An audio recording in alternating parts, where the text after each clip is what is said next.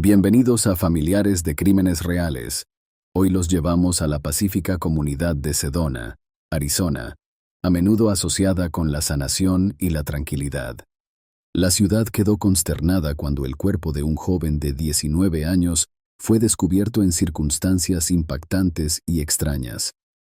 Esta es la historia de un novio adolescente, una novia de 65 años y un matrimonio que terminó en asesinato. Noah Beasley era un joven de 19 años con una personalidad tímida y callada, nacido y criado en el pequeño pueblo de Cottonwood, Arizona. Noah acababa de graduarse de la escuela secundaria en mayo de 2021, donde era conocido como el chico tímido que siempre llevaba una guitarra a la espalda. Mientras muchos de sus compañeros se preparaban para la universidad o empezaban trabajos, Noah aún estaba tratando de decidir qué hacer con su vida.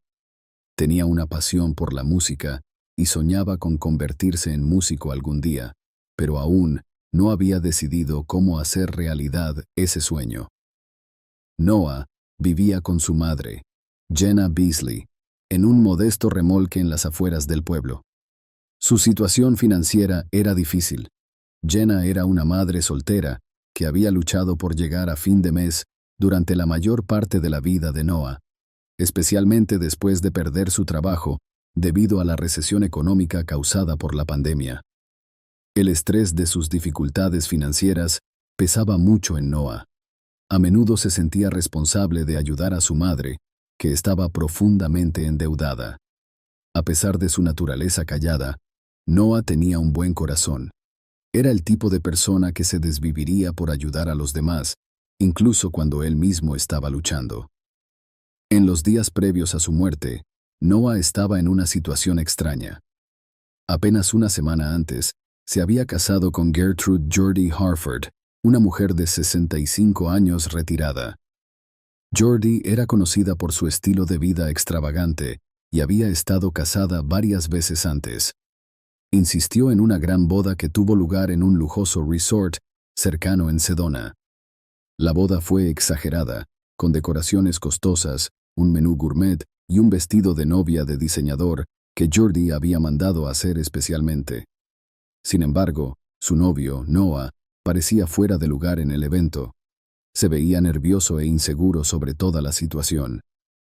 El anuncio repentino de su matrimonio con la mujer de 65 años, Gertrude Harford, sorprendió a todos los que lo conocían. Muchos se preguntaban qué podría haber llevado al gentil e introvertido Noah a tomar una decisión tan drástica.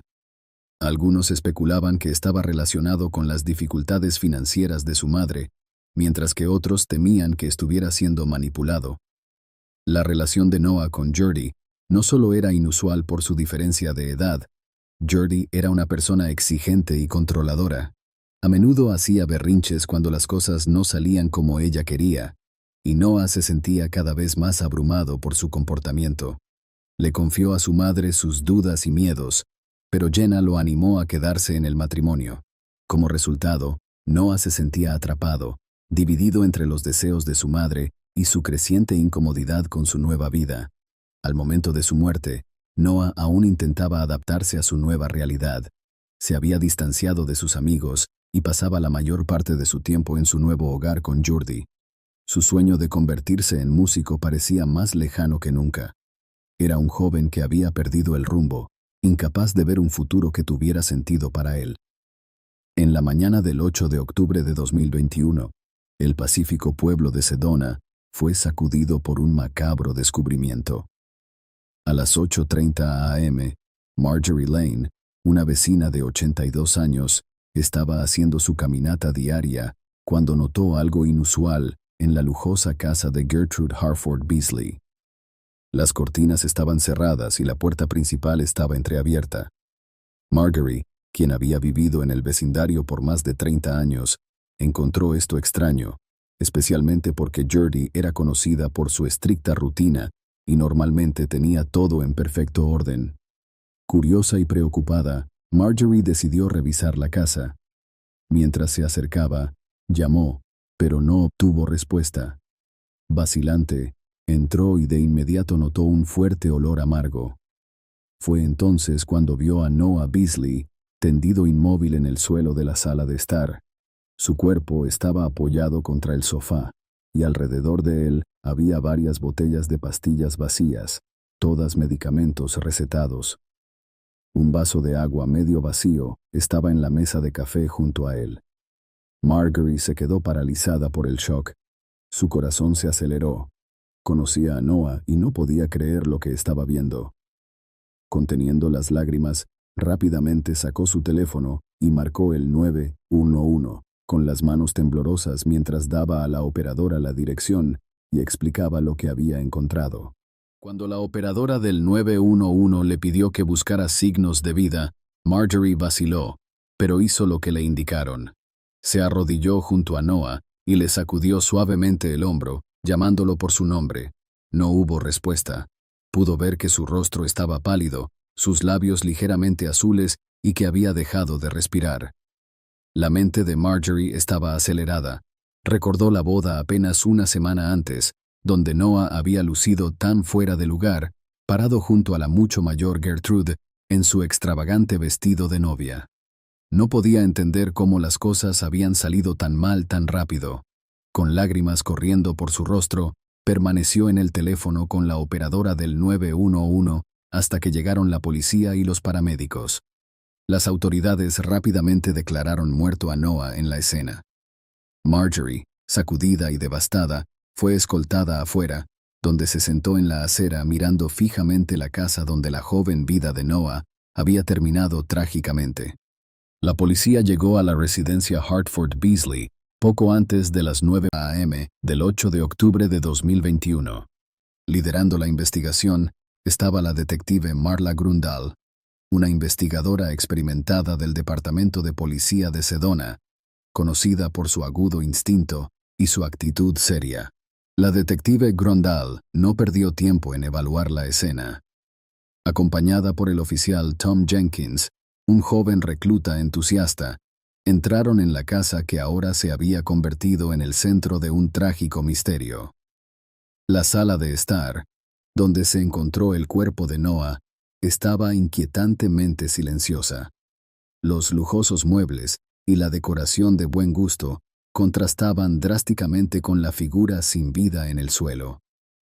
La detective Grundahl notó de inmediato las botellas de pastillas vacías esparcidas alrededor de Noah y el vaso de agua en la mesa de centro. Se fijó en las etiquetas, prescripciones de medicamentos como Xanax y Oxycontin, drogas comúnmente asociadas con casos de sobredosis. La escena en sí estaba sorprendentemente limpia, sin signos de lucha, sin muebles volcados, sin sangre. Estaba casi demasiado limpia, lo que encendió las alarmas para la detective Grundahl. La pulcritud sugería que, fuera lo que había ocurrido, no fue el resultado de un evento caótico repentino, sino algo más calculado. La detective Grundahl ordenó al oficial Jenkins que comenzara a fotografiar la escena mientras ella llamaba a un equipo forense para tomar huellas dactilares y recoger pruebas. El forense, la doctora Evelyn, llegó poco después para examinar el cuerpo. Confirmó que Noah probablemente había muerto por una sobredosis, pero la cantidad de drogas presentes, mucho más allá del límite recomendado, dejó claro que esto no fue un accidente. Mientras continuaban la investigación, los ojos de la detective Grundahl se dirigieron a un pequeño detalle, una foto de boda de Noah y Gertrude en la repisa de la chimenea. En la foto, la expresión de Noah era distante, sus ojos mirando hacia abajo, un marcado contraste con la amplia sonrisa de Gertrude. Era un signo sutil pero revelador de que todo no estaba bien en ese nuevo hogar. El equipo forense recogió cuidadosamente las botellas de pastillas, el vaso de agua y cualquier otra prueba potencial. También notaron un leve olor a perfume en el aire, una fragancia que la detective Grundahl reconoció como algo característico de Gertrude, un perfume de una marca de lujo, Chanel número 5. Cuando terminaron, la detective Grundahl tenía la creciente sensación de que esto era más que una simple sobredosis. Las pruebas apuntaban a un juego sucio y la investigación apenas comenzaba. A medida que la investigación sobre la muerte de Noah Beasley se profundizaba, la policía centró su atención en la sospechosa más obvia, Gertrude Jordy Hartford Beasley, la esposa de 65 años de Noah.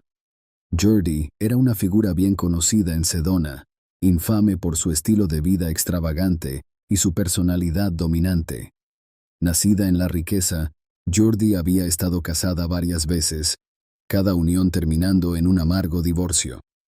Jordy estaba obsesionada con mantenerse joven y era legendaria por sus berrinches cuando las cosas no salían como quería. Su reputación como una novia silla estaba bien ganada, ya que exigía nada menos que la perfección de todos a su alrededor. Cuando la detective Marla Grundle y el oficial Tom Jenkins llegaron a la casa de Jordy más tarde esa tarde, la encontraron descansando junto a la piscina, a solo unos metros de donde había muerto su esposo, tomando una mimosa y hojeando la última edición de Vogue. A pesar de las trágicas circunstancias, Jordy parecía inquietantemente calmada.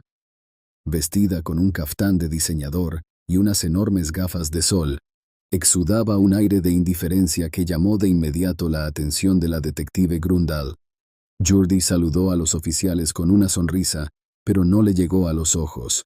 Cuando le preguntaron sobre los eventos que llevaron a la muerte de Noah, explicó que se había ido a la cama temprano la noche anterior, dejando a Noah en la sala para jugar sus videojuegos. Afirmó que, cuando se despertó esa mañana y no lo vio en la cama, asumió que había dormido en el sofá. Expresó sorpresa y algo de tristeza al escuchar sobre su muerte, pero no parecía particularmente angustiada, como si hubiera escuchado que el perro de un amigo había fallecido. Durante el interrogatorio, la historia de Jordy permaneció consistente, pero su falta de emoción despertó sospechas. Fue cooperativa pero distante, respondiendo preguntas con precisión ensayada. Cuando se le preguntó sobre las botellas de pastillas encontradas en la escena, Jordy afirmó que Noah había estado luchando recientemente y le habían recetado medicamentos para ayudarlo a sobrellevar la situación. Insistió en que no tenía idea de que podría haber sufrido una sobredosis y sugirió que tal vez Noah había tomado más pastillas de las debidas en un momento de desesperación. A pesar de su comportamiento calmado, la detective Grundle notó algunas inconsistencias en la historia de Jordy. Por un lado, Jordy mencionó que Noah estaba jugando videojuegos, pero la televisión estaba apagada cuando Marjorie Lane descubrió el cuerpo. Además, la cama en el dormitorio principal estaba intacta, lo que sugería que Jordy podría no haber ido a la cama en absoluto. Cuanto más presionaba la detective Grundle, más claro quedaba que Jordy estaba ocultando algo. Sin embargo, sin pruebas concretas, la policía no podía detenerla. La coartada de Jordy parecía irrefutable, pero su comportamiento dejó una persistente sensación de duda. Al concluir el interrogatorio, la detective Grundle no podía quitarse la sensación de que esta glamorosa y elegante mujer estaba más involucrada en la muerte de Noah de lo que dejaba entrever. Gertrude Hartford Beasley seguía siendo una persona de interés. La policía centró su atención en la segunda sospechosa, Jenna Beasley, la madre de Noah. Jenna, de 49 años, era una mujer que había enfrentado más que su cuota de dificultades. Su vida había sido una serie de malas decisiones, cada una aparentemente peor que la anterior. Luchando con deudas aplastantes, Jenna había recurrido a vender medicamentos con receta bajo la mesa, un secreto que había logrado mantener oculto para la mayoría, pero no para todos. Habiendo sido arrestada varias veces, la detective Mara Grundle sabía que la desesperación de Jenna podría haberla llevado a empujar a Noah hacia su desdichado matrimonio con Gertrude. Después de todo, la unión le ofrecía a Jenna una salida de sus problemas financieros. La idea de que el matrimonio de su hijo pudiera asegurar su futuro era demasiado tentadora para resistirse. ¿Pero a qué costo? Cuando la policía trajo a Jenna para interrogarla, parecía alterada y nerviosa. Vestida con jeans desteñidos y una camiseta desgastada, era un marcado contraste con la imagen pulida de Gertrude. Las manos de Jenna temblaban mientras encendía un cigarrillo, un hábito que había retomado en los últimos meses, y su voz vacilaba mientras respondía a las preguntas de la detective. Jenna admitió que había alentado a Noah a casarse con Gertrude, presentándolo como una oportunidad que no podía dejar pasar. Habló de la boda, celebrada en un lujoso resort de Sedona, donde Noah parecía fuera de lugar en medio de tanta opulencia. Jenna afirmó que solo quería lo mejor para su hijo y que creía que Gertrude podría proporcionarle a él y a ella el dinero que nunca había podido darle. Sin embargo, cuando la conversación giró hacia las drogas encontradas en la escena, Jenna se puso a la defensiva. Negó saber algo sobre la enorme cantidad de píldoras, insistiendo en que Noah debió haberlas tomado él mismo y obtenido de algún otro lugar. Pero la detective Grundle no estaba convencida. Los problemas financieros de Jenna, su participación en la venta ilegal de drogas y su desesperación por asegurar su futuro apuntaban a su posible implicación. Bajo presión, las respuestas de Jenna se volvieron más erráticas. Comenzó a contradecirse, en un momento afirmando que no había visto a Noah en días y luego diciendo que lo había visitado la noche antes de su muerte. Su nerviosismo y sus declaraciones inconsistentes solo profundizaron las sospechas de la policía. A pesar de sus negaciones, la conexión de Jenna con las drogas y su claro motivo para asegurar que el matrimonio de Noah funcionara, la convertían en una sospechosa principal. La detective Grundle sabía que Jenna era astuta, despiadada, y haría cualquier cosa para protegerse, incluso a costa de su propio hijo. Al terminar el interrogatorio, estaban más cerca de desentrañar la verdad, pero aún faltaban piezas del rompecabezas. Con Gertrude Hartford Beasley y Jenna Beasley bajo escrutinio, la policía dirigió su atención a un tercer sospechoso. Harry Hartford, el exmarido de Gertrude. A sus 70 años, Harry era un acaudalado magnate inmobiliario con reputación de ser implacable tanto en los negocios como en su vida personal. Su más reciente proyecto involucraba el desarrollo de comunidades de retiro en Arizona, un negocio lucrativo que solo había expandido su imperio. La relación de Harry con Gertrude había terminado en un amargo divorcio solo unos meses antes de que ella se casara con Noah, pero el divorcio había sido un espectáculo público, comentado en los círculos sociales más altos de Arizona. Gertrude se había quedado con una parte considerable de la riqueza de Harry, dejándolo enfurecido y humillado.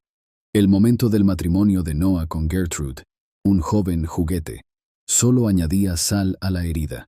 Los celos y el resentimiento persistente de Harry lo convertían en un sospechoso clave en la investigación. La detective Marla Grundle y el oficial Tom Jenkins decidieron llevar a Harry para interrogarlo.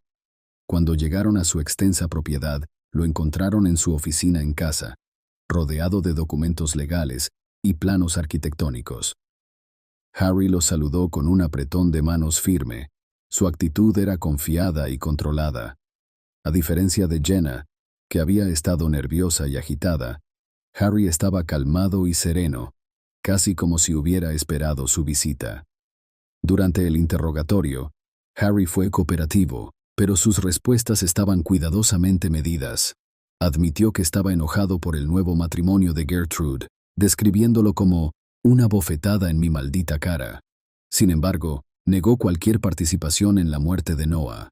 Harry explicó que había estado ocupado con su negocio y había tenido poco contacto con Gertrude o Noah desde el divorcio. Cuando se le preguntó sobre su paradero la noche de la muerte de Noah, Harry proporcionó una coartada sólida. Afirmó haber estado en una cena de negocios en Phoenix, reuniéndose con posibles inversores. Varios asistentes de alto perfil podían avalar su presencia, lo que dificultaba que la policía desafiara su coartada. A pesar de su cooperación, la detective Grundle no podía quitarse la sensación de que Harry estaba ocultando algo. Su calma parecía casi demasiado ensayada, como si hubiera preparado sus respuestas.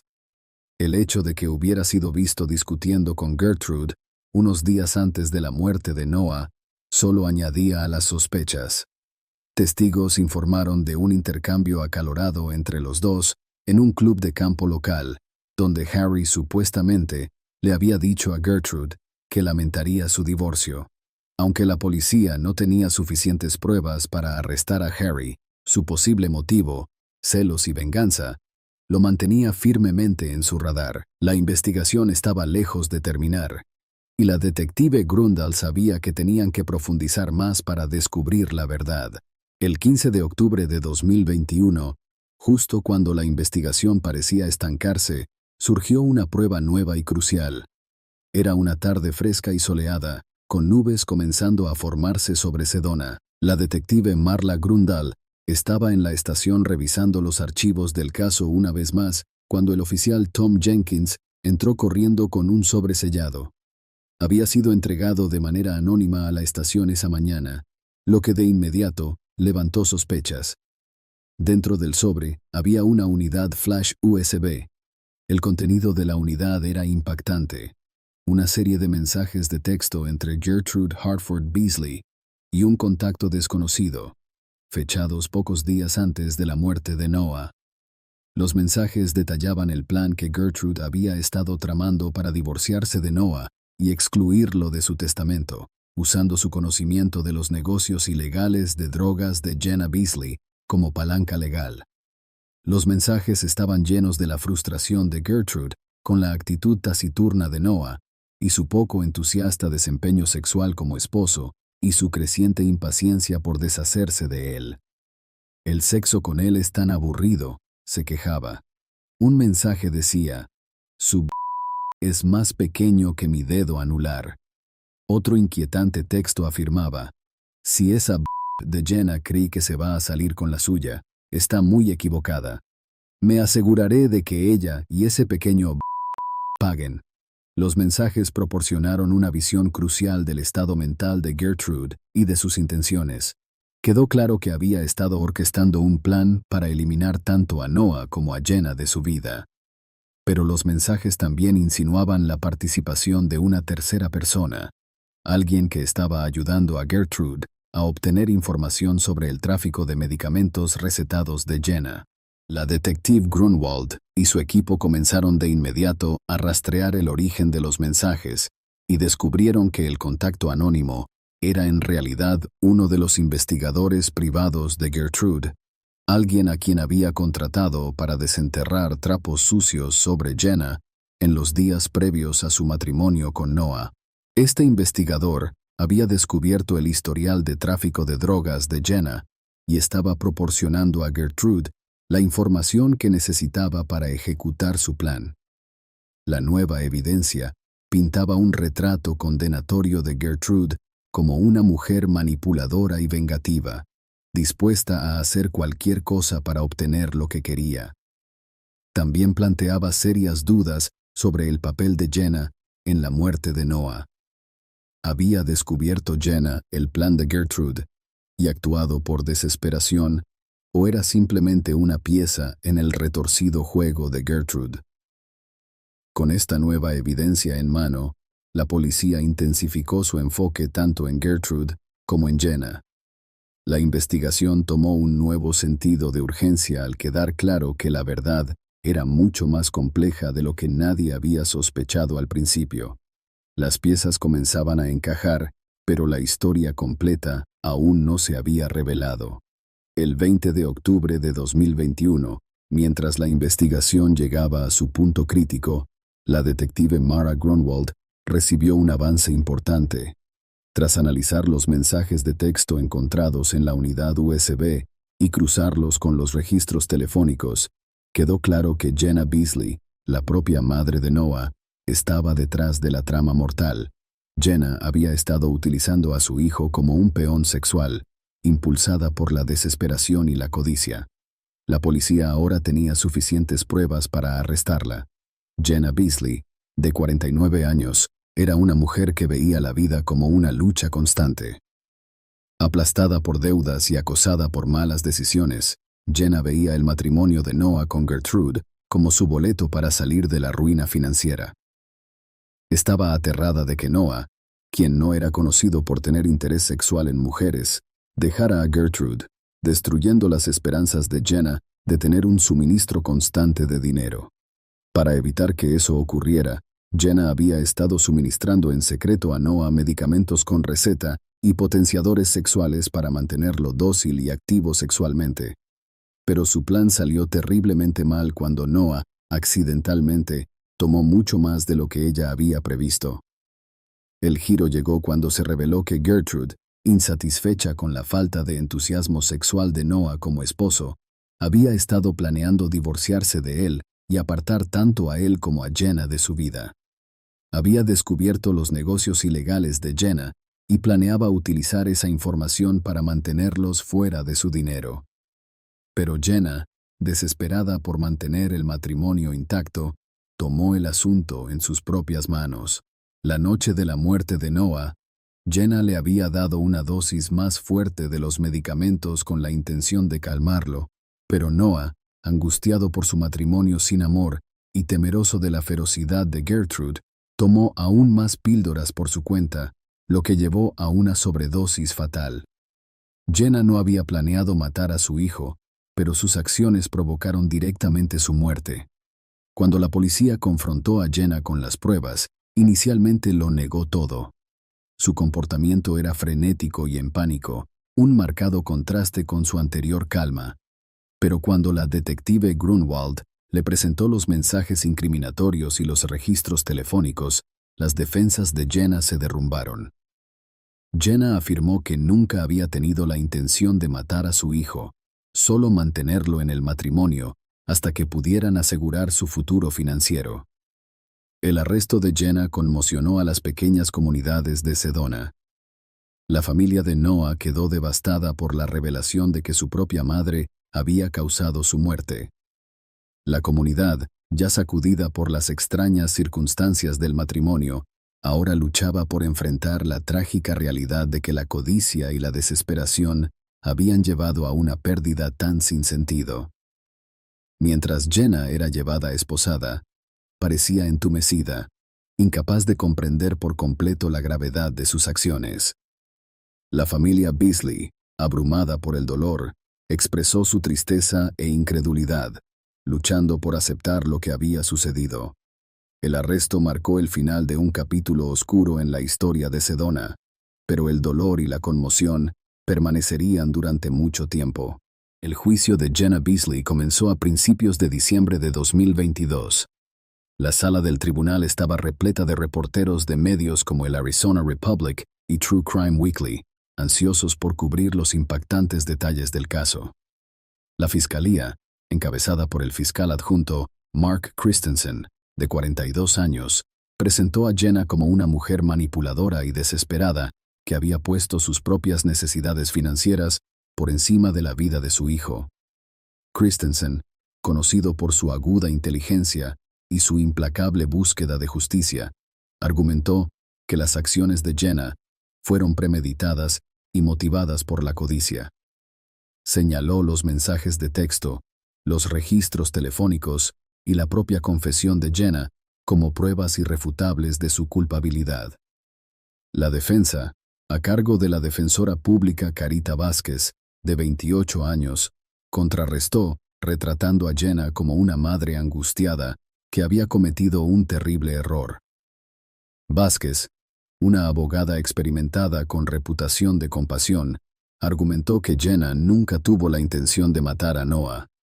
Enfatizó las luchas financieras de Jenna, su desesperación por asegurar un futuro mejor para su familia y el hecho de que la muerte de Noah fue accidental.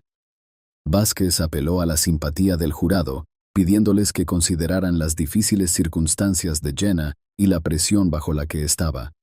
Durante todo el juicio, la familia de Noah observaba con agonía.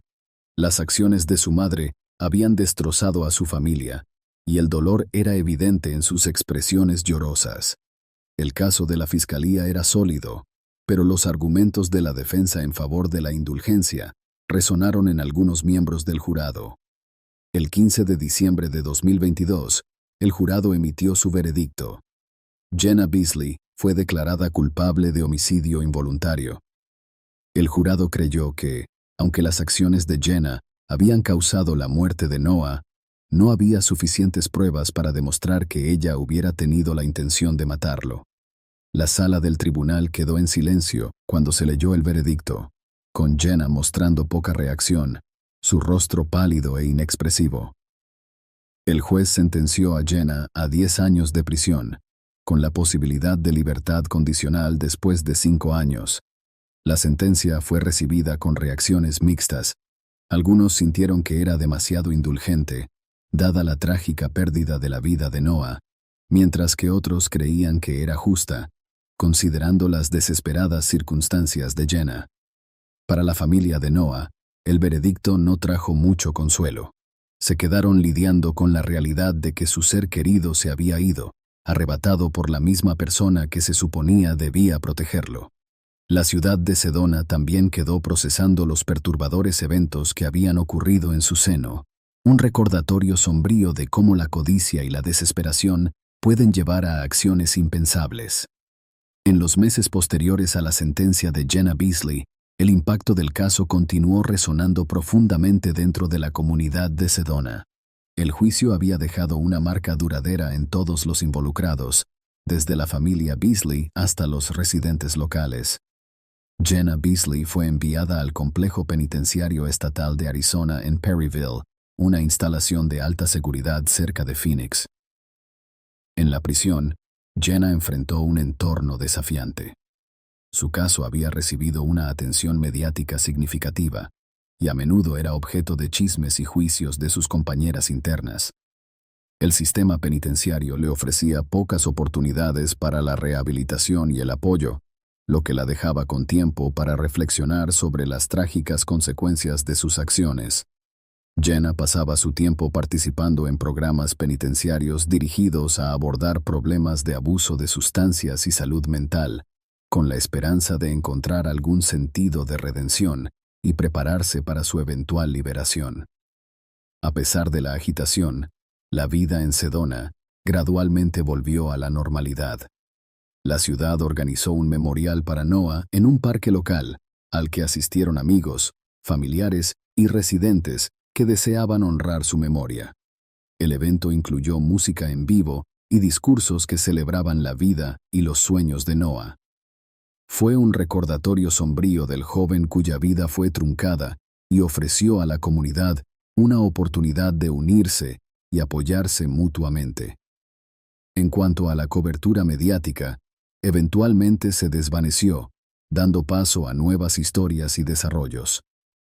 Sin embargo, el impacto de la muerte de Noah y el juicio posterior continuaron siendo un recordatorio conmovedor de las consecuencias de la desesperación y la codicia, afectando a todos los que habían sido tocados por los trágicos eventos de octubre de 2021.